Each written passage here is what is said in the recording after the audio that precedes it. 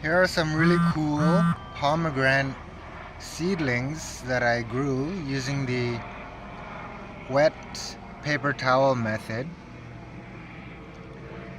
So it took quite a long time. These pomegranate seedlings or seeds have actually been in the paper towel for about a month.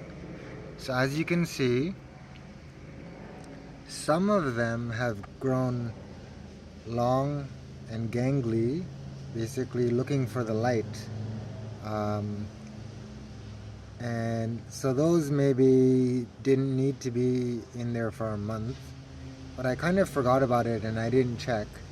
But these, like one like this, is just coming out. So it was in the wet paper towel for a good amount of time.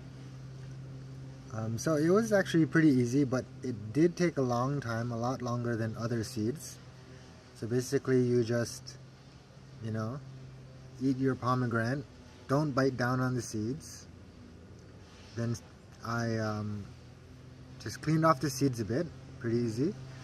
Put them in a wet paper towel and put it in a Ziploc bag with air and kept it on a dark shelf for about a month, and this is the result.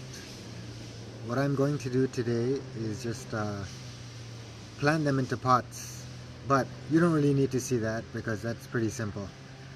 Well, if you're going to grow pomegranate trees from seed, the wet paper towel method works really well.